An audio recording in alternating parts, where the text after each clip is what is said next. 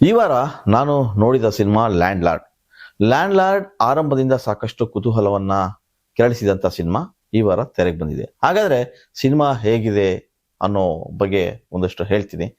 ಈ ಸಿನಿಮಾ ಹೇಗೆ ಆರಂಭದಿಂದ ಇವತ್ತಿನವರೆಗೂ ಕೂಡ ಸಾಕಷ್ಟು ಕುತೂಹಲ ಕೆರಳಿಸಿತ್ತು, ಆ ಕುತೂಹಲ ನಿಜಕ್ಕೂ ಅಷ್ಟೇ ಅದ್ಭುತವಾಗಿ ಸಿನಿಮಾ ಮೂಡ್ ಬಂದಿದೆ ಅಂತಾನೆ ಹೇಳ್ಬೋದು. ಒಂದಷ್ಟು ಸಿನಿಮಾಗಳು ಕಾಡುವಂತಿರ್ತವೆ, ನೋಡುವಂತಿರ್ತವೆ, ಆ ಸಾಲಿಗೆ ಸೇರಿದ ಸಿನಿಮಾ ಅಂತೇಳಿ ಮುಲಾಜಿಲ್ದಲೆ ಈ ಸಿನಿಮಾ ಬಗ್ಗೆ ಹೇಳ್ಬೋದು. ನಾನು ಯಾಕೆ ಮುಲಾಜಿಲ್ದಲೆ ಕಾಡುವ ಮತ್ತು ನೋಡುವ ಸಿನಿಮಾ ಅಂತ ಈ ಸಿನಿಮಾದ ಬಗ್ಗೆ ಹೇಳ್ತೀನಿ ಅಂತಂದ್ರೆ, ಈ ಸಿನಿಮಾದ ಮುಖ್ಯವಾದ ಅಂಗ ಅಂದ್ರೆ ಅದು ಕಥೆ. ನಿರ್ದೇಶಕ ಜಡೇಶ್ ಕೆ ಹಂಪಿ ಅವರು ಅದ್ಭುತವಾದಂತ ಕಥೆಯನ್ನ ಹೇಳಿದ್ದಾರೆ. ಹೇಳುವುದರ ಜೊತೆಗೆ ಅಷ್ಟೇ ಅದ್ಭುತವಾದಂತ ನಿರೂಪಣೆಯನ್ನು ಕೂಡ ಮಾಡ್ತಾ ಹೋಗ್ತಾರೆ. ಹಾಗಾಗಿ ಈ ಸಿನಿಮಾ ನೋಡುವವರಿಗೆ ತುಂಬಾ ಆಪ್ತತೆ ಕೊಡುತ್ತೆ, ಅಷ್ಟೇ ಅಲ್ಲ ಎದೆ ಭಾರ ಹಾಕ್ಸುತ್ತೆ. ಯಾಕೆ ಎದೆ ಭಾರ ಹಾಕ್ಸುತ್ತೆ ಅನ್ನೋದಕ್ಕೆ ನೀವು ಸಿನಿಮಾ ನೋಡಲೇಬೇಕು. ಲ್ಯಾಂಡ್ ಲಾರ್ಡ್ ಅಂದ ತಕ್ಷಣ ನಿಮಗೆಲ್ಲ ಇದೊಂದು ಜಮೀನು ಕುರಿತಾದಂಥ ಕತೆ ಇರಬಹುದಾ? ಎಸ್, ಇದೊಂದು ಲ್ಯಾಂಡ್ ಲಾರ್ಡ್ ಅಂದ್ರೆ ಒಬ್ಬ ಜಮೀನ್ದಾರನ ಕಥೆನೆ. ಆದರೆ ಯಾವ ರೀತಿಯ ಜಮೀನ್ದಾರನ ಕತೆ ಅಂತಂದ್ರೆ ಅದಕ್ಕೂ ನೀವು ಸಿನಿಮಾ ಹೋಗಿ ನೋಡಬೇಕು. ಈ ಸಿನಿಮಾ ಪ್ರತಿ ದೃಶ್ಯದಲ್ಲೂ ಕೂಡ ರುಚಿಸುತ್ತಾ ಹೋಗುತ್ತೆ. ಆರಂಭದಿಂದ ಅಂತ್ಯದವರೆಗೂ ಕೂಡ ಕತೆ ಹಿಡಿದಿಟ್ಕೊಡುತ್ತೆ. ಕ್ಲೈಮ್ಯಾಕ್ಸ್ನಲ್ಲಿ ಈ ಸಿನಿಮಾ ನಿಜಕ್ಕೂ ಕಾಡ್ತಾ ಹೋಗುತ್ತೆ, ಮುಂದೇನಾಗುತ್ತೆ ಅನ್ನೋ ಕುತೂಹಲ ಹೆಚ್ಚಿಸ್ತಾ ಹೋಗುತ್ತೆ. ಕತೆ ಬಗ್ಗೆ ಹೇಳೋದಾದ್ರೆ ತುಂಬಾ ಸರಳವಾದ ಕತೆ. ಆಳುವವರು ಮತ್ತು ದುಡಿಯುವವರು ಇವರ ನಡುವಿನ ಕತೆ ಇದು. ಅಂದ್ರೆ ದನಿ ಇಲ್ಲದವರು, ದಮನಿತರು, ಮೇಲ್ವರ್ಗದವರು ಇವರ ನಡುವಿನ ಸಂಘರ್ಷದ ಕತೆ ಅಂತಾನೆ ಹೇಳ್ಬೋದು. ಹಾಗಂತ ದಮನಿತರು ಧ್ವನಿ ಕಳೆದುಕೊಂಡರು ಸಂಘರ್ಷ ಮಾಡ್ತಾರ, ಹೋರಾಟ ಮಾಡ್ತಾರ, ಕ್ರಾಂತಿಗಿಳಿತಾರ ಅಂತ ನಿಮಗೆ ಪ್ರಶ್ನೆ ಬರ್ಬೋದು. ನಿಜಕ್ಕೂ ಅವೆಲ್ಲವೂ ಕೂಡ ಇಲ್ಲಿದೆ. ಯಾವುದಕ್ಕಾಗಿ ಹೋರಾಟ, ಯಾವುದಕ್ಕಾಗಿ ಕ್ರಾಂತಿ, ಯಾವುದಕ್ಕಾಗಿ ಕಿಚ್ಚು ಕಿಡಿ ಹಚ್ಚುತ್ತಾರೆ ಅನ್ನೋದನ್ನ ನೀವು ಸಿನಿಮಾದಲ್ಲೇ ನೋಡ್ಬೇಕು. ಸಿನಿಮಾದಲ್ಲಿ ಸಣ್ಣ ಕತೆ ಅನ್ಸ್ಬೋದು, ಆದ್ರೆ ಅದಕ್ಕೆ ಚಿತ್ರಕಥೆಯ ಶೈಲಿ ಇದೆಯಲ್ಲ, ಅದು ನೋಡುವವರಿಗೆ ತುಂಬಾ ಮೆಚ್ಚಿಸ್ತಾ ಹೋಗುತ್ತೆ. ಅಂತಹ ಚಿತ್ರಕಥೆಯ ಗಟ್ಟಿತನ ಈ ಸಿನಿಮಾದಲ್ಲಿದೆ. ಮೊದಲಿಗೆ ಹೇಳೋದಾದ್ರೆ ಸಿನಿಮಾದ ಕಥೆಯ ಗಟ್ಟಿತನವೇ ಸಿನಿಮಾವನ್ನ ನೋಡುವಂತೆ ಮಾಡುವ ಎಲ್ಲ ತಾಕತ್ತು ಆ ಬರಹಕ್ಕೆ, ಆ ಬರಹಗಾರನಿಗೆ ಇದೆ. ಜಡೇಶ್ ಅವರು ಹಿಂದೆ ಕಾಟೇರ ಸಿನಿಮಾ ಮಾಡಿದ್ರು. ಕಾಟೇರದಲ್ಲೂ ಕೂಡ ಅವರ ಬರವಣಿಗೆ ಸಾಕಷ್ಟು ಮಹತ್ವ ಪಡ್ಕೊಂಡಿತ್ತು. ಸೊ ಒಂದಷ್ಟು ನಿರೀಕ್ಷೆಗಳಿದ್ವು, ಪ್ರಶ್ನೆಗಳಿದ್ವು. ಲ್ಯಾಂಡ್ ಲಾರ್ಡ್ ಕೂಡ ಅದೇ ಶೇಡ್ನಲ್ಲಿ ಬರುತ್ತಾ ಅಂತ ಅಫ್ಕೋರ್ಸ್ ಇರಬಹುದು. ನೋಡಿದಂಥ ಒಂದಷ್ಟು ಜನಗಳಿಗೆ ಇದು ಕಾಟೇರದ ನೆರಳು ಅಂತ ಅನ್ಸ್ಬೋದು, ಆದ್ರೆ ಅದಲ್ಲ. ಅದೇ ಬೇರೆ ಇದೇ ಬೇರೆ.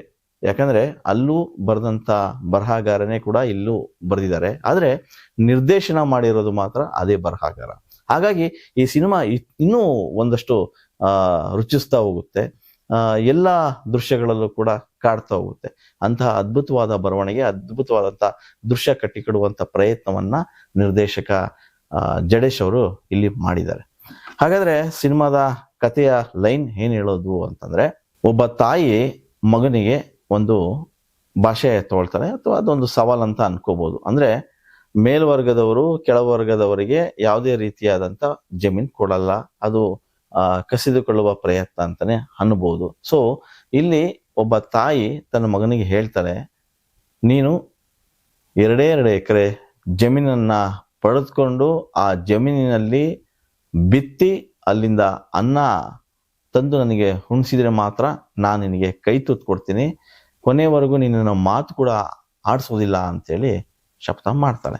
ಸೊ 2 ಎಕರೆ ಜಾಗ ಅವನು ಪಡಿಬೇಕು. ಹೇಗೆ ಪಡಿತಾನೆ, ಅದೇ ಸಿನಿಮಾದ ಟ್ವಿಸ್ಟ್.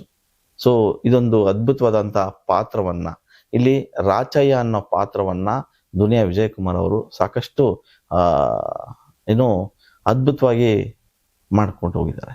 ಅಷ್ಟೇ ಅದ್ಭುತವಾಗಿ ಅವರ ತಾಯಿ ಪಾತ್ರವನ್ನ ಇಲ್ಲಿ ಉಮಾಶ್ರೀ ಅವರು ನಿರ್ವಹಿಸಿದ್ದಾರೆ. ಸಿನಿಮಾದಲ್ಲಿ ರಾಶಿ ರಾಶಿ ಪಾತ್ರಗಳಿವೆ, ಅಷ್ಟೇ ರಾಶಿ ರಾಶಿ ಹೆಣಗಳು ಕೂಡ ಇಲ್ಲಿ ಬೀಳ್ತವೆ. ಇದೊಂದು ಮಾಸು ಸಿನಿಮಾ ನಿಜ. ರಕ್ತದ ಓಕಳಿನೇ ಕೂಡ ಇಲ್ಲಿ ಹರಿಯುತ್ತೆ, ಅದು ಕೂಡ ನಿಜ. ಆದ್ರೆ ಅದರಲ್ಲಿ ಎಲ್ಲೋ ಒಂದ್ ಕಡೆಗೆ ದನಿ ಇಲ್ಲದವರ ದನಿ ಕೇಳಿಸ್ತಾ ಹೋಗುತ್ತೆ. ಅವರ ಅಳು ನಿಮ್ಮ ಕಣ್ಮುಂದೆ ಕಾಣುತ್ತೆ, ನೋಡುಗರಿಗೆ ಕಣ್ಣು ಕೂಡ ಒದ್ದೆ ಆಗುತ್ತೆ. ಅಂತಹ ಆಪ್ತ ಬರಹ, ಆಪ್ತ ದೃಶ್ಯಗಳು ಲ್ಯಾಂಡ್ನಲ್ಲಿ ನಿಮ್ಮನ್ನ ಕಾಡ್ತಾ ಹೋಗುತ್ತೆ. ಹಾಗಾಗಿ ಈ ಸಿನಿಮಾ ನೋಡುಗರಿಗೆ ರುಚಿಸುತ್ತೆ ಅಂತಾನೆ ಹೇಳ್ಬೋದು. ಮುಖ್ಯವಾಗಿ ಈ ಸಿನಿಮಾದ ಏನು ಉದ್ದೇಶ ಇದೆ, ಸಮಾನತೆ, ಹೋರಾಟ, ಕ್ರಾಂತಿ ಎಲ್ಲವನ್ನು ಕೂಡ ಇಲ್ಲಿ ಹೇಳುವುದರ ಮೂಲಕ ದನಿ ಇಲ್ದವರು ಮುಂದೆ ಬಂದು ಹೋರಾಟ ಮಾಡಬೇಕು, ಸಮಾನತೆ ಇಲ್ದವರು ಸಮಾನತೆ ಪಡ್ಕೋಬೇಕು, ಒಂದಷ್ಟು ಕಾನೂನು, ಒಂದಷ್ಟು ವ್ಯವಸ್ಥೆ, ಆ ಸಂಘರ್ಷಗಳು ಎಲ್ಲವನ್ನೂ ಒಂದೇ ತಕ್ಕಡಿಯಲ್ಲಿ ಹಾಕಿ ತೂಗಿದಾಗ ಏನೆಲ್ಲ ಆಗುತ್ತೆ ಅನ್ನೋದನ್ನ ಇಲ್ಲಿ ಅಚ್ಚುಕಟ್ಟಾಗಿ ನಿರ್ವಹಣೆ ಮಾಡುವ ಮೂಲಕ ನಿರ್ದೇಶಕರು ನೋಡುಗರಿಗೆ ತೋರಿಸುವಂತ ಪ್ರಯತ್ನವನ್ನ ಮಾಡಿದ್ದಾರೆ. ಮೊದಲರ್ಧ ನಿಮಗೆ ತುಂಬಾ ಜಾಲಿಯಾಗಿ ಹೋಗುವಂತ ಈ ಕತೆ ಹೋಗ್ತಾ ಹೋಗ್ತಾ ಹೋಗ್ತಾ ಗಾಢವಾಗಿ ನೋಡುಗರನ್ನ ಸೆಳೆಯುವಂತ ತಾಕತ್ತು ಆ ಕತೆಗಿದೆ. ದ್ವಿತೀಯಾರ್ಧ ಮತ್ತೊಂದು ತಿರುವುಗಳ ಜೊತೆಗೆ ಈ ಸಿನಿಮಾ ಸಾಕ್ತಾ ಹೋಗುತ್ತೆ. ನಾನು ಮೊದಲೇ ಹೇಳ್ದಂಗೆ ಈ ಸಿನಿಮಾ ಒಂದು ಸಂಘರ್ಷದ ನಡುವಿನ ಕತೆ, ಉಳ್ಳವರು ಮತ್ತು ಇಲ್ಲದವರ ನಡುವಿನ ಸಂಘರ್ಷ ಇಲ್ಲಿ ಕಾಣ್ತಾ ಹೋಗ್ಬೋದು. ಸಾಕಷ್ಟು ಪದ್ಧತಿಗಳು ನಾವು ಕಾಣ್ತೀವಿ ಸಮಾಜದಲ್ಲಿ. ದೇವದಾಸಿ ಪದ್ಧತಿ ಇರ್ಬೋದು ಅಥವಾ ಜೀತ ಪದ್ಧತಿ ಇರ್ಬೋದು. ಇಲ್ಲಿ ಕೂಲಿ ಮಾಡುವವನಿಗೆ ಕಾಸು ಸಿಗಲ್ಲ, ಅದ್ರ ಬಗ್ಗೆ ಕಾಳು ಕೊಡ್ತಾರೆ. ಸೊ ಇದು ಯಾವ ರೀತಿಯ ನ್ಯಾಯ? ಹಿಂದೆ 80-90ರ ದಶಕದಲ್ಲಿ ಏನು ಒಂದಷ್ಟು ಪದ್ಧತಿಗಳಿದ್ವು, ಏನು ಒಂದಷ್ಟು ವ್ಯವಸ್ಥೆ ಇತ್ತು, ಆ ವ್ಯವಸ್ಥೆ ಈಗ ಮರಳಿ ಕಳಿಸಿದ್ರೆ ಹೇಗಿರುತ್ತೆ ಅನ್ನೋದನ್ನೇ ಕತೆ ಹೇಳುವ ಮೂಲಕ ಒಂದು ರೀತಿಯಲ್ಲಿ ಮುಟ್ಟುವಂತೆ, ಮನಸ್ಸಿಗೆ ನಾಟುವಂತೆ ಆ ಕಥೆಯನ್ನ, ಆ ದೃಶ್ಯಾವಳಿಗಳನ್ನ ಇಲ್ಲಿ ಹೆಣೆದಿರುವಂತಹ ಪ್ರಯತ್ನವನ್ನ ಮೆಚ್ಚಲೇಬೇಕು. ಇನ್ನು ವಿಶೇಷವಾಗಿ ಸಮಾನತೆಯ ತತ್ವ ಇಲ್ಲಿ ಮೇಳೈಸಿದೆ ಅಂತಾನೆ ಹೇಳ್ಬೋದು. ರಾಚಯ್ಯ ಇಲ್ಲಿ ಸಮಾನತೆಗಾಗಿ ಹೋರಾಡ್ತಾರೆ. ಆ ರಾಚಯ್ಯ ಪಾತ್ರ ಮಾಡಿರುವ ವಿಜಯ್ ನಿಜಕ್ಕೂ ಇಡೀ ಪಾತ್ರವನ್ನ ಆವರಿಸ್ಕೊಂಡಿದ್ದಾರೆ. ಇಡೀ ಕಥೆಯಲ್ಲಿ ಅವರೇ ಇಲ್ಲಿ ಹೈಲೈಟ್. ಉಳಿದಂತೆ ಒಂದಷ್ಟು ಪಾತ್ರಗಳು ಬರ್ತಾ ಹೋಗ್ತವೆ. ಎಲ್ಲಾ ಪಾತ್ರಗಳಿಗೂ ಕೂಡ ತನ್ನದೇ ಆದಂತ ಆದ್ಯತೆನ ಇಲ್ಲಿ ಕೊಡಲಾಗಿದೆ. ಹಾಗಾಗಿ ಈ ಸಿನಿಮಾ ನೋಡುವವರಿಗೆ ಮತ್ತೆ ಸಿನಿಮಾ ಆ ಕಥೆನ ಇಷ್ಟಪಡೋರಿಗೆ ತುಂಬಾ ಆಪ್ತ ಅಂತ ಹೇಳ್ಬೋದು. ಇನ್ನ ಸ್ವಂತ ಜಮೀನು ಪಡೆದು ನಾವು ಕೂಡ ಬದುಕನ್ನ ಕಟ್ಕೊಳ್ಬೇಕು ಅನ್ನೋ ಒಂದು ವರ್ಗ ಎಷ್ಟೆಲ್ಲ ಪ್ರಯತ್ನ ಪಡುತ್ತೆ, ಎಷ್ಟೆಲ್ಲ ನೋವನ್ನ ಅನುಭವಿಸುತ್ತೆ ಅನ್ನೋದನ್ನ ತುಂಬಾ ಅಚ್ಚುಕಟ್ಟಾಗಿ ಇಲ್ಲಿ ಹೇಳ್ತಾ ಹೋಗ್ತಾರೆ. ನಿರ್ದೇಶಕರು ನಿಜಕ್ಕೂ ಇಲ್ಲಿ ಗ್ರಾಮೀಣ ಸೊಗಡನ್ನ ಅದ್ಭುತವಾಗಿ ಹೇಳ್ತಾ ಹೋಗ್ತಾರೆ. ಕೋಲಾರದ ಭಾಷೆ ಇಲ್ಲಿ ಹೈಲೈಟು. ಹಾಗಾಗಿ ಸಿನಿಮಾ ಮತ್ತೊಂದು ಮಜಲನ್ನ ಪಡ್ಕೊಳ್ಳೋದೇ ಕೋಲಾರದ ಭಾಷೆ. ಆ ಭಾಗದ ಭಾಷೆನ ಇಟ್ಕೊಂಡು ಆ ಭಾಗದ ಕಥೆನ ಹೇಳುವ ಮೂಲಕ ಇನ್ನಷ್ಟು ಗ್ರಾಮೀಣ ಸೊಗಡನ್ನ ಇಲ್ಲಿ ಹೆಚ್ಚಿಸುವಂತ ಪ್ರಯತ್ನ ಅವ್ರು ಮಾಡಿದ್ದಾರೆ. ಇನ್ನ ವಿಶೇಷ ಅಂತಂದ್ರೆ ಈ ಸಿನಿಮಾದಲ್ಲಿ ಮತ್ತೊಂದು ಕೇಳಬೇಕು ಅಂತಂದ್ರೆ ಅಜನೀಶ್ ಅವರ ಸಂಗೀತ. ಆ ಸಂಗೀತ ಕೂಡ ಇಲ್ಲಿ ನಿಮಗೆ ಕಿವಿಗೆ ಮೇಳೈಸುತ್ತೆ. ಒಂದು ಹಾಡಿದೆ, ನಿಂಗವ್ವ ನಿಂಗವ್ವ ಅಂತ, ಅದು ಫಸ್ಟ್ ಆಫ್ ಆಲ್ ಬಂದು ಹೋಗುತ್ತೆ. ಅದು ಕೂಡ ನಿಮಗೆ ರುಚಿಸ್ತಾ ಹೋಗುತ್ತೆ. ಉಳಿದಂತೆ ಸಿನಿಮಾ ದ್ವಿತೀಯಾರ್ಧದಲ್ಲಿ ತುಂಬಾ ಭಾವುಕತೆಗೆ ದುಡ್ತಾ ಹೋಗುತ್ತೆ. ಇರುವಂತವರು ಕಾನೂನನ್ನ ಹೇಗೆ ಬಳಸ್ಕೊತಾರೆ, ಇಲ್ದಂಥವ್ರು ಕಾನೂನಿಗೆ ಮೊರೆ ಹೋದಾಗ ಎಷ್ಟೆಲ್ಲ ನೋವನ್ನ ಪಡ್ತಾರೆ ಅನ್ನೋದೇ ಈ ಸಿನಿಮಾದ ಕತೆ. ಸೊ ಕೊನೆಗೆ ಆ ಪದ್ಧತಿ ವಿರುದ್ಧ ಹೋರಾಡುವಂತ ರಾಚಯ್ಯನಿಗೆ ಜಯ ಸಿಗುತ್ತಾ ಇಲ್ವಾ ಅನ್ನೋದೇ ಈ ಸಿನಿಮಾದ ಒಟ್ಟಾರೆಯ ತಾತ್ಪರ್ಯ ಅಂತಾನೆ ಹೇಳ್ಬೋದು. ಅದೇನೇ ಇರಲಿ, ಕೂಲಿ ಮಾಡೋನು ಕೂಡ ಒಂದು ಅಂಗೈಗಳದಷ್ಟು ಜಾಗ ಮಾಡಿಕೊಂಡು ತಂದೆ ಆದಂತ ಒಂದು ಸ್ವಂತ ಜಮೀನನ್ನ ಮಾಡಿಕೊಂಡು ಉಳುಮೆ ಮಾಡುವುದರ ಜೊತೆಗೆ ಬದುಕನ್ನ ಕಟ್ಕೋಬೇಕು ಅನ್ನೋದು ಇದೆಯಲ್ಲ, ಅದು ಸಮಾನತೆ. ಆ ಸಮಾನತೆಗಾಗಿ ಹೋರಾಡದೆ ಆ ರಾಚಯ್ಯನ ಕತೆ. ಸೊ ಇಲ್ಲಿ ವಿಶೇಷವಾಗಿ ಸಾಕಷ್ಟು ವಿಶೇಷತೆಗಳೇ ಇಲ್ಲಿ ಬಂದು ಹೋಗ್ತವೆ. ಆಳುವ ವರ್ಗ ಮತ್ತೆ ದನಿ ಕಳೆದುಕೊಂಡವರ ನಡುವಿನ ಏನ್ ಸಂಘರ್ಷ ಇದೆ, ಆ ಸಂಘರ್ಷವನ್ನ ತುಂಬಾ ಅದ್ಭುತವಾಗಿ ಕಟ್ಟಿಕೊಡುವಂತ ಪ್ರಯತ್ನದಲ್ಲಿ ನಿಜಕ್ಕೂ ಇಡೀ ತಂಡ ಗೆದ್ದಿದೆ ಅಂತಾನೆ ಹೇಳ್ಬೋದು.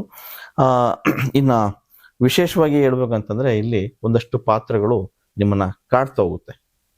ಮುಖ್ಯವಾಗಿ ರಾಜ್ ಬಿ ಶೆಟ್ಟಿ ಅವರು ಮಾಡಿರತಕ್ಕಂಥ ಪಾತ್ರ ನಿಜಕ್ಕೂ ಎಕ್ಸ್ಟ್ರಾಆರ್ಡಿನರಿ ಅಂತಾನೆ ಹೇಳ್ಬೋದು. ಯಾಕೆ ಆ ಮಾತನ್ನ ಹೇಳ್ತಿದ್ದೀನಿ ಅಂತಂದ್ರೆ, ಇದುವರೆಗೂ ರಾಜ್ ಬಿ ಶೆಟ್ಟಿ ಅವ್ರನ್ನ ನೋಡ್ಕೊಂಡ್ ಬಂದಿರತಕ್ಕಂಥ ಒಂದಷ್ಟು ಸಿನಿಮಾ ಪ್ರೇಮಿಗಳು ಈ ಚಿತ್ರದಲ್ಲಿ ವಿಭಿನ್ನವಾಗಿಯೇ ಅವ್ರನ್ನ ನೋಡ್ಬೋದು.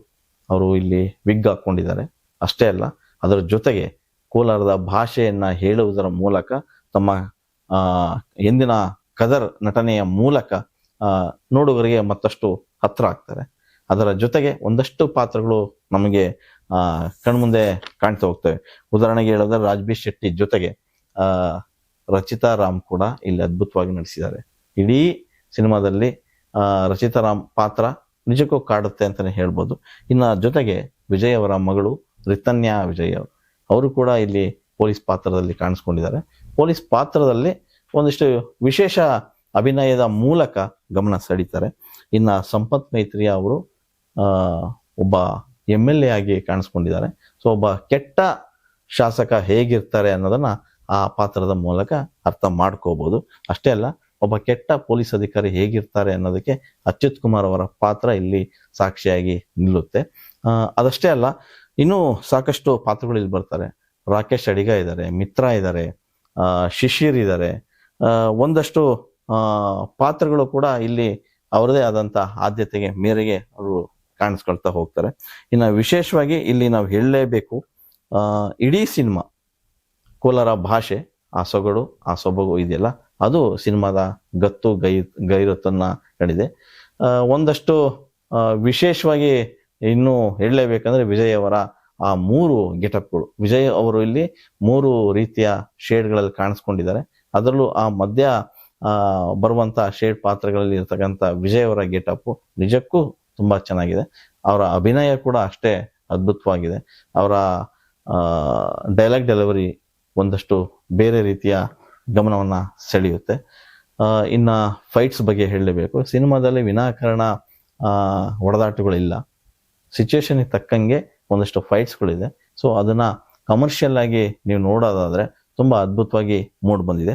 ಇನ್ನು ಆಗ್ಲೇ ಹೇಳ್ದಂಗೆ ಇನ್ನ ಸ್ವಾಮಿ ಜಿ ಗೌಡ ಅವರ ಕ್ಯಾಮ್ರಾ ಕೈ ಚಳಕ, ಇಡೀ ಸಿನಿಮಾ ಅಚ್ಚುಕಟ್ಟಾಗಿ ಮೂಡ್ ಬರೋಕ್ಕೆ ಅವರ ಕೈ ಚಳಕನು ಇಲ್ಲಿ ಹೈಲೈಟ್ ಅಂತಾನೆ ಹೇಳ್ಬೋದು.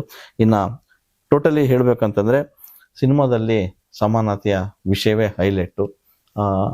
ಒಂದಷ್ಟು ಕ್ರಾಂತಿ, ಒಂದಷ್ಟು ಕಿಚ್ಚು, ಒಂದಷ್ಟು ಹೋರಾಟ ಎಲ್ಲವೂ ಕೂಡ ಇಲ್ಲಿ ಮೇಳೈಸ್ತಾ ಹೋಗುತ್ತೆ. ಒಟ್ಟಾರೆ ಕಾಟೇರ ಸಿನಿಮಾ ನೋಡಿದಂಥವರಿಗೆ ಲ್ಯಾಂಡ್ ಲಾರ್ಡ್ ಬೇರೆನೆ ಪದಾರ್ಥ ರುಚಿಸೋದು ಖಂಡಿತ. ಯಾರೇ ಆಗ್ಲಿ ಒಂದು ಸಿನಿಮಾ ಕಾಡೋದು ಅಥವಾ ನೋಡೋದು ಸಿನಿಮಾ ಅಂತ ಇದ್ರೆ ಈ ತರದ ದೇಸಿತನದ ಕಥೆಗಳಂತಾನೆ ಹೇಳ್ಬೋದು. ಸೊ ಒಬ್ಬ ಬರಹಗಾರ ಎಲ್ಲಿ ಗೆಲ್ತಾನೆ ಅಂದ್ರೆ ಈ ರೀತಿಯ ಕಥೆಗಳು ಹುಟ್ಟುಕೊಂಡಾಗ ಮಾತ್ರ. ಒಬ್ಬ ಸ್ಟಾರ್ ಸಿನಿಮಾ ಅನ್ನೋದನ್ನ ಪಕ್ಕಕ್ಕಿಟ್ಟು ಒಬ್ಬ ಬರಹಗಾರನ ಸಿನಿಮಾ ಇದು, ಬರಹಗಾರಕ್ಕೆ ಒಲಿದಂತ ಸಿನಿಮಾ ಇದು ಅಂತ ಅನ್ನೋದಾದ್ರೆ ಲ್ಯಾಂಡ್ ಲಾರ್ಡ್ನ ನಿಸ್ಸಂದೇಹವಾಗಿ ಹೇಳ್ಬೋದು. ಅಂತ ಎಲ್ಲಾ ತಾಕತ್ತು ಈ ಸಿನಿಮಾಗೆ ಇದೆ. ನಾನು ಯಾಕೆ ಮಾತನ್ನ ಪದೇ ಪದೇ ಹೇಳ್ತೀನಿ ಅಂತಂದ್ರೆ, ಒಬ್ಬ ಒಳ್ಳೆಯ ಬರಹಗಾರ ಇದ್ರ ಈ ತರದ ಕಥೆಗಳು ಹುಟ್ಕೊಳ್ತವೆ ಅನ್ನೋದಕ್ಕೆ ಈ ಸಿನಿಮಾ ನಮ್ಮ ಕಣ್ಮುಂದೆ ಸಾಕ್ಷಿಯಾಗಿ ನಿಲ್ಲುತ್ತೆ. ಒಟ್ಟಾರೆ ಬಡವರು ಕೂಡ ಅಥವಾ ದನಿ ಕಳ್ಕೊಂಡವರು ಕೂಡ ಅಥವಾ ಆಳುವವರ ಕೆಳಗೆ ಇರುವ ವರ್ಗವೂ ಕೂಡ ಸಮಾನತೆ ಕೇಳಿದಾಗ, ಕಾನೂನು ವ್ಯವಸ್ಥೆಯನ್ನ ಧಿಕ್ಕರಿಸಿದಾಗ, ಸಂಘರ್ಷಕ್ಕೆ ಹೊರಟಾಗ, ಕಿಚ್ಚನ್ನ ಹೆಚ್ಚಿಸಿದಾಗ ಹೇಗೆಲ್ಲ ನಿಂತು ಹೋರಾಡಬಹುದು ಅನ್ನೋದಕ್ಕೆ ಈ ಸಿನಿಮಾ ಸಾಕ್ಷಿಯಾಗಿ ನಿಲ್ಲುತ್ತೆ. ಒಟ್ಟಾರೆ ಒಬ್ಬ ಸ್ಟಾರ್ ನಟನಾಗಿ ವಿಜಯ್ ಈ ತರದ ಕಥೆಗಳನ್ನ ಆಯ್ಕೆ ಮಾಡ್ಕೊಂಡಿರೋದು ನಿಜಕ್ಕೂ ಗ್ರೇಟ್ ಅಂತ ಹೇಳ್ಬೋದು. ಉಳಿದಂತೆ ಎಲ್ಲಾ ಪಾತ್ರಗಳು ಕೂಡ ಆ ಸಿನಿಮಾದ ಕಥೆಗೆ ಪೂರಕವಾಗಿ ಸಾಥ್ ಕೊಟ್ಟಿವೆ. ಒಟ್ಟಾರೆಯಾಗಿ ಈ ಲ್ಯಾಂಡ್ ಲಾರ್ಡ್ ಒಂದು ಲ್ಯಾಂಡ್ ಮಾರ್ಕ್ ಆಗಂತ ಸಿನಿಮಾ ಅಂತಾನೆ ಹೇಳ್ಬೋದು. ನೀವು ಸಣ್ಣ ಆಗ್ಬೇಕಲ್ವಾ, ಅದು ಒಂದು ಉತ್ತಮ ಆಹಾರದಿಂದ ಸಣ್ಣ ಆಗ್ಬೇಕಲ್ವಾ. ಪ್ರತಿದಿನ ನಮ್ಮ ಜೀನಿ ಸ್ಲಿಮ್ ನ ಯೂಸ್ ಮಾಡಿ ಯಾವುದೇ ಸೈಡ್ ಎಫೆಕ್ಟ್ ಇಲ್ದಂಗೆ ನೀವು ಸಣ್ಣ ಆಗ್ತೀರಾ.